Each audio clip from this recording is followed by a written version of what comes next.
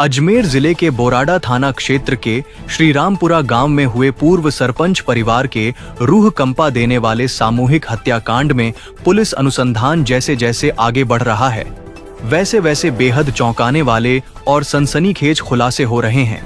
इस जघन्य नरसंहार के मामले में गिरफ्तार की गई मृतक पूर्व सरपंच की पहली पत्नी सुनीता और बेटी सरिता की 2 दिन की पुलिस रिमांड अवधि रविवार को पूरी हो गई है।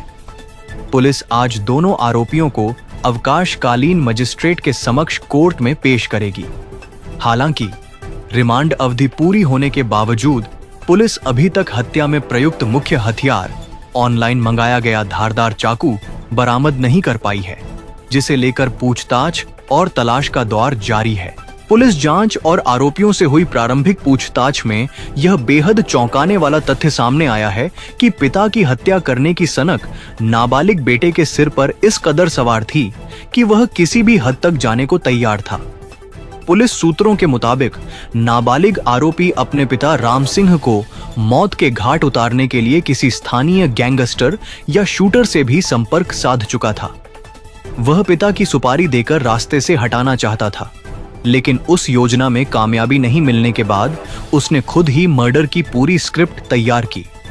उसने ऑनलाइन थ्रिलर वेब सीरीज और हिंसक गेम्स से आइडिया लेकर 5 महीने पहले ही एक स्पेशल कस्टमाइज्ड चाकू ऑनलाइन ऑर्डर करके मंगा लिया था और सही मौके का इंतजार करने लगा। रिश्तों के इस खूनी अंत के पीछे लंबे समय से सुलग रही घरेलू हिंसा और नफरत की आग थी।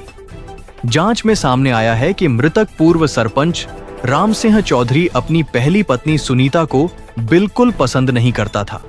वह आए दिन मामूली बातों पर सुनीता को सबके सामने जलील करता था, उसे प्रताड़ित करता था और कई बार कमरे में बंद करके बेदम होने तक बेरहमी से पीटता था। मां के साथ होने वाली इस रोज रोज की बर्बरता और जुल्म को देखकर बच्चे अंदर ही अंदर बुरी तरह टूट चुके थे और उनके मन में पिता के प्रति गहरी नफरत बैठ गई थी। इसी घरेलू क्लैश और विवादों के चलते नाबालिग बेटा कई बार गुस्से में अपने पिता राम सिंह को जान से मारने की सीधी धमकियां भी दे चुका था। संपत्ति के विवाद, रोज रोज की मारपीट और राम सिंह की दूसरी पत्नी सूरजहान के बढ़ते प्रभाव से तंग आकर आखिरकार इस कलयुगी कुनबे ने खूनी रास्ता चुन लिया। बुधवार की दरमियानी रात जब राम सिंह बियर पीने के बाद गहरी नींद में सो रहा था, तब नाबालिग बेटे ने उसके कान के पास चाकू घोंप दिया। इसके बाद जब घर के अन्य लोग जागे तो पकड़े जाने के डर से पहली पत्नी सुनीता, बेटी सरिता और नाबालिग बेटे ने मिलकर एक एक कर पूर्व सरपंच राम सिंह, उनकी दूसरी पत्नी सूरजजान, बुजुर्ग मां पूसी देवी और लेन देन का हिसाब रखने वाली भांजी महिमा की निर्मम हत्या कर दी। हत्या के बाद सबूत मिटाने के लिए शवों को स्कॉर्पियो कार में ठूंसा गया और ट्रैक्टर से डीजल निकालकर गाड़ी को आग के हवाले कर दिया गया ताकि मामला एक सामान्य सड़क हादसा नजर आए। लेकिन घटनास्थल और कमरों में मिले खून के धब्बों व फॉरेंसिक FSL जांच ने पुलिस के सामने आरोपियों के झूठ का पर्दाफाश कर दिया। फिलहाल पुलिस आज मां बेटी को कोर्ट में पेश कर आगे की कानूनी कार्रवाई करेगी, जबकि मुख्य हथियार की बरामदगी के प्रयास तेज कर दिए गए हैं। कल तक तो ये हादसा लग रहा था, पर जैसे जैसे चीजें सामने आई थोड़ा और तकलीफ हो गई कि घर के सदस्यों ने ही ये कृत्य को अंजाम दिया। तो हमारे लिए तो बहुत पीड़ादायक है, पूरे क्षेत्र के लिए ये बहुत ही चिंता का विषय है। इससे हमारे आपस के संबंधों पे एक बहुत बड़ा प्रश्न चिन्ह खड़ा हो गया। किस परिवारों में किस तरह की विकृतियां फैल रही है, इस पे सोचने को विवश होना पड़ेगा हर परिवार को, और अपने आचरण पे भी ध्यान देना पड़ेगा। शायद ये कहीं न कहीं जो आचरण की पुनरावृत्ति है, परिवार ने, बच्चों ने जो देखा है, शायद उसी का असर रहा होगा। कुछ तो ऐसा रहा होगा, नहीं तो इतना विभत्स कांड करने से पहले बहुत सारी चीजें सोची जाती है। बच्चे ने सोचा भी नहीं, ज्यादा उम्र भी नहीं उसकी, वो भी मैच्योर नहीं हुआ, उसने दुनिया नहीं देखी है और इस स्थिति तक पहुंचा है। तो कोई न कोई गंभीर बात घर में रोज होती थी या रोज वो देखता था, शायद यही कारण है। पर दुखद है, आने वाले समय के लिए दुखद है, आने वाली पीढ़ी के लिए दुखद है और ये चिंता का विषय है कि हम सबको इस बारे में सोचना पड़ेगा। हमारे बच्चों को मोबाइल से या ऐसी वेब सीरीज से दूर रखना पड़ेगा और माता पिता को भी अपने आचरण के प्रति सोचना पड़ेगा। तो सर, एक गांव में आसपास के लोगों में जागरूकता भी विषय है कि भाई बच्चों से बातचीत करते रहे, हाँ, ज्यादा मोबाइल ना कम्युनिकेशन चलाएं। गैप नहीं हो। नशा और मोबाइल, ये 2 चीजें ऐसी है जो हमारे आने वाली पीढ़ी को खराब कर रही है।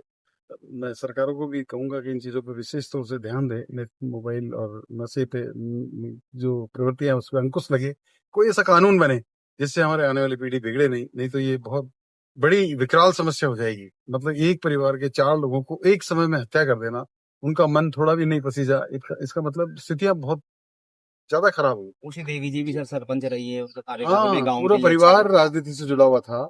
इनकी माँ सरपंच रही है, ये खुद सरपंच रहे हैं। इनकी एक पत्नी जिनकी हत्या हुई है, वो भी जिला परिषद सदस्य रही है। मेरे ही कार्यकाल में उन्होंने डीआर का चुनाव लड़ा था। मैंने ही चुनाव लड़वाया था उनको। पर अब नहीं देखा जा सकता सर, अंदर झाँक के किसी के देखा नहीं जाता है। आदमी परिवार के अंदर किस तरह रहता है, कैसा बर्ताव है उसका, कैसा व्यवहार है, कैसा समाज के लोगों के साथ है, लेकिन परिवार के लोगों के अंदर कैसा व्यवहार है ये नहीं समझ में आता। ये सब चीजें कल निकल के आई है कि वो इस तरह करते थे। अभी ईश्वर जाने क्या है मामले, लेकिन बहुत गंभीर और चिंता का विषय है, पूरे क्षेत्र के लिए दुखद है। ठीक, थैंक यू। हम जब मौके पे पहुंचे तो श्रीमान जो एसपी साहब अजमेर है वो और एडिशनल साहब और एसएचओ और मैं, हम चारों मौके पे पहुंच गए थे सुबह ही जल्दी। जैसे हमें सूचना मिली कि 4 व्यक्तियों की बॉडी है, तो मौके पे पहुंचने पे सबसे पहले हमें जो शंका हुई वो ये हुई कि जो बॉडी बाहर मिली थी वो बॉडी पे काफी चोट के निशान थे, उसका गला कटा हुआ था। तो पहले डाउट जो आ रहा था कि हो सकता है कांच से कटा हो, लेकिन उनकी फोटोज लेके हमने अलग अलग जगह पे जो डॉक्टर है, एचओडी है, अलग अलग जगह पे उनको भिजवाया। तो उनका ये कहना था कि ये जो कट है वो कांच की वजह से नहीं आ सकते, किसी ने गला पे काटा गया है इसको और किसी धारदार हथियार से वार किया गया है, उस वजह से ही आया है। तो इस संबंध में फिर हमने तहकीकात चालू की, एफएसएल को मौके पे बुलाया गया, एमओबी को बुलाया गया।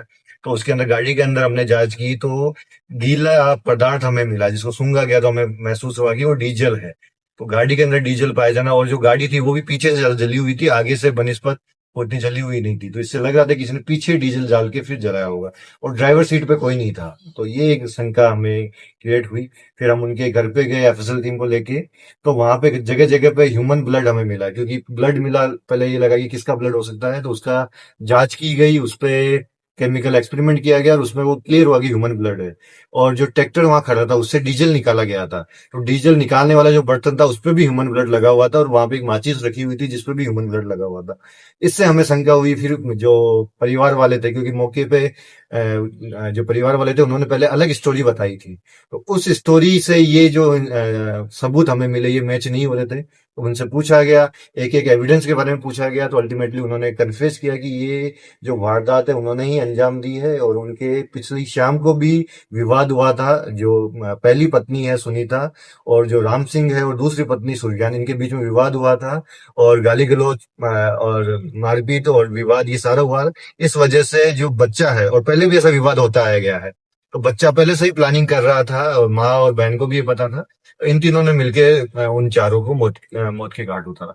बयान उनका ये आ रहा था कि हम तो जो दादी है जो काफी उम्र की 79 ईयर्स की है, वो हिलना डुलना बंद कर गई थी, इसलिए उसको उठा के हॉस्पिटल ले जा रहे थे। लेकिन इसमें भी कई डाउट हुए, क्योंकि पहली बात है कि मौके पे किसी ने भी जो मृतक है उसने एक ने भी जूते चप्पल नहीं पहने हुए थे, सभी के जूते चप्पल घर पे ही थे। तो इसने भी एक डाउट क्रिएट किया कि ऐसा पॉसिबल नहीं है कि कोई भी घर से निकलेगा इस गर्मी में बिना जूते चप्पल के निकल सकता है। तो इस वजह से भी हमें शक हुआ कि इनकी स्टोरी गलत है। बाद में खून के बारे में पूछा तो वो जवाब नहीं दे पाए कि खून कैसे आया। उसकी जो सुरज्ञान की चोट लगी उसके बारे में पूछा, वो जवाब नहीं दे पाए। तीनों से फिर अलग अलग मनोवैज्ञानिक तरीके से पूछताछ की, तो तीनों ने फिर अल्टीमेटली कन्फेस किया, और वो तीनों का मैच हुआ कन्फेशन, जिससे क्लियर हुआ कि ये मर्डर ही था। बिल्कुल, इसका जो प्लानिंग थी काफी टाइम से चल रही थी, काफी टाइम से सोच रहा था अपने पिता का मर्डर करने का और अपनी सौतेली माँ का मर्डर करने का, लेकिन इसको मौका नहीं मिल रहा था। फिर वो विवाद हुआ, विवाद ने ऐसा रूप लिया कि ये सो भी नहीं पाया पूरी रात। इसके दिमाग में वही चलता रहा कि मैं कैसे इस पिता के चंगुल से आजाद हूं और कैसे मैं अपनी माता के साथ में जो उसका बदला लूं। और सुबह होते होते जब वो सो चुके थे, उसके बाद इसके दिमाग में जो चीज थी उसको उसने वहां पे जाके उसकी हत्या की, और फिर जब बाकी बचाव में आए उनकी भी इसने साथ में हत्या कर दी। वजह क्या रही सर? वजह यही था कि जो अपनी माँ के साथ में उसने होता हुआ देखा, तो ये माँ, बेटी और बेटा पहले से ही सोचते थे कि हम इसके चंगुल से बाहर कैसे निकले। तो जब इनको मौका मिला और जब हद पार हो गई और उनको लगा कि अब तो हमें कुछ करना ही पड़ेगा, तो ये तीनों ने मिलकर फिर अल्टीमेटली सोचा कि आज रात को हम कुछ ना कुछ करके इनको खत्म करते हैं, और हम इन जो हमारे साथ में गाली गलौज मारपीट हो रहे इससे हम आजाद होते। आखिर ये मारपीट क्यों होती थी सर? कौन करता था? किस तरह करता था? कारण ये है कि ये दूसरी बीवी लेके आया था, इस वजह से विवाद तो घर में रहता ही था। राम सिंह थोड़ा नशा करता था, काफी ज्यादा बियर दारू पीता था, और दारू पीने के बाद जो पहली पत्नी है उसके साथ में ये दोनों पति पत्नी, जो दूसरी पत्नी और पति है, ये उसके साथ में गाली गलौज करना, उसको जान से मारने की धमकी देना, मारपीट करना, ये सारी चीजें करना। दूसरी पत्नी भी कहीं शराब जी, दूसरी पत्नी भी इसमें शामिल रहती थी गाली गलौज में उसके साथ। अच्छा सर, ये फिर चारों को मर्डर करके जो नाबालिग है वो अकेला ही गया, गाड़ी चला के अकेला ही पैदल आया? अभी तक के अनुसंधान में यही हुआ कि जब हो गए तो उसके बाद में तीनों ने मिलके उनको चारों बॉडीज को गाड़ी में, स्कॉर्पियो में डाला, और फिर उसके बाद में उस गाड़ी को जो नाबालिग है वो ही चला के लेके गया और वहां पे आग लगा के, लगभग आधे से 1 किलोमीटर दूरी की बात है, तो वहां जाके उसने आग लगाई और फिर वापस पैदल पैदल आया। अब आपने रिमांड लिया है, पूछताछ का विषय